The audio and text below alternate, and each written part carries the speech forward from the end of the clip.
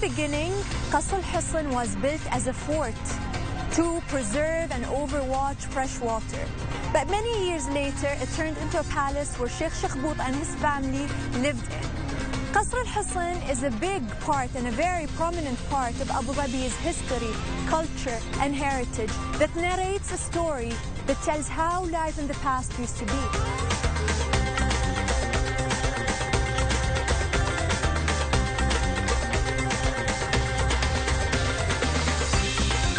Good afternoon, Mark. Hi, how are you? Yeah, I'm very good. Welcome to Qasr Alhosn. Thank you, thank you. We're here standing in front of Qasr Alhosn, this prominent old building that we have here in Abu Dhabi.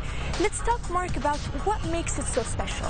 Well, it is Abu Dhabi's most significant structure, as you say, Fatima. It's been here for over 250 years, from the first watchtower that was noticed, as oral histories tell us, back in 1760, that then evolved into an inner fort, which we'll see shortly, in 1795.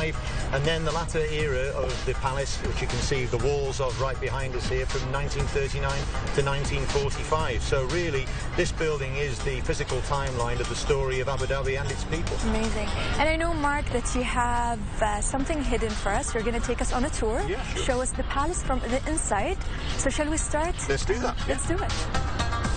Okay, so is this your first time being in Qasr Mark, Alhosn? it is. It's fantastic, really, to step through the doors of history in this I love the colours here and like the verse writing over the top of the door. Wow. You must come through here as well and see. This is just one of the most fantastic views that there is in Qasr Alhosn, which is where all the layers of history come together, where we've got the original wall of the 1795 era, but now reinstated in the 1980s. We have the outer wall from 1939 to 1945, and the historic watchtower that dates back to 1760 is the anchor point. I'm very impressed, Mark. I'm out of words. I'm speechless. And then in here, it's like stepping away from the hubbub of the city. It's like a little tranquil oasis.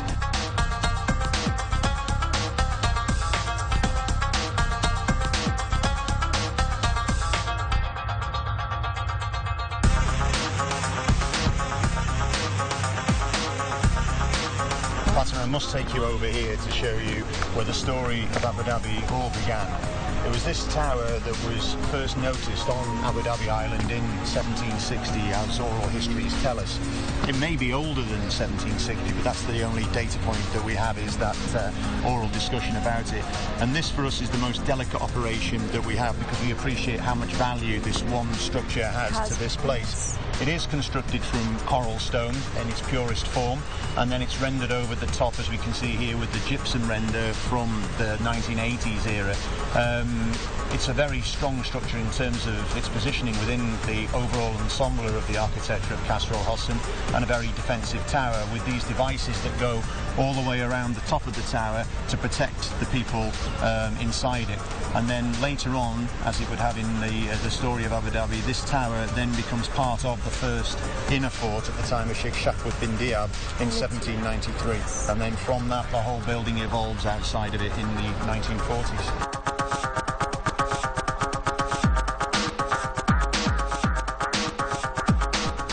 Qasr Alhosn Festival gives the chance to locals, expats and visitors to learn more about Abu Dhabi's history and also enjoy the cultural experience the palace has to offer.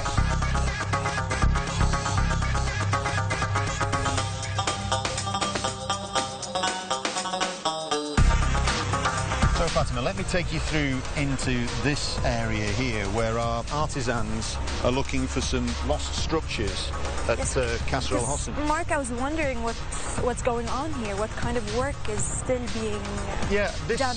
Is an area from historic photographs we discovered was the Majlis of Sheikh Shakhbout bin Sultan, and we did a survey of this area using a radar, which found that there were structures beneath the ground, or the remains of structures beneath the ground. So our archaeological team, and this is Abdulaziz here, have been finding elements of these past structures. So here we have a column made from coral and sea stone, which was one of the arches of this structure, and where Abdulaziz is now is the actual Sarouj floor of that Majlis. And this is very important because a lot of key negotiations were undertaken in this in this location. So we want to be able to uncover this and leave it as an interpretive piece for people to understand the value that lies beneath the ground in this area.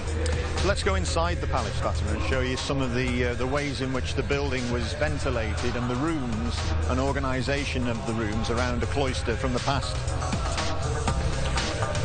Be careful as you go here. So this is the wall of the palace from the 1939 to 1945 era, and this has still got the cement layer on it at the moment, which we're yet to remove to take it back to its coral stone origins. So this arch here, which is a bargil, the wind would come and hit the arch and disappear down the gap in the wall there into the inside of the building, so I didn't have to have the windows open to be able to capture the breeze. So if I go inside the building, you'll be able to see where that slot is, a slot of lights which we can see here. So the breeze then comes through in that gap into the building to keep the occupants cool.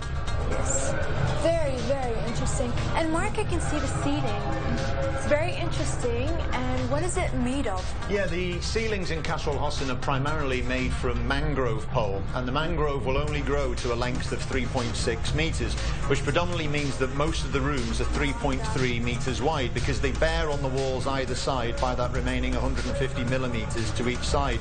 Then on top of the mangrove we have the arish, on top of that we have hasira, which is made from the palm fronds, and then on top of that we have the sarouge compound to make a composite of the floor, which you can see in this particular sketch here, showing how all that layers of construction are built up to give either a floor or a ceiling.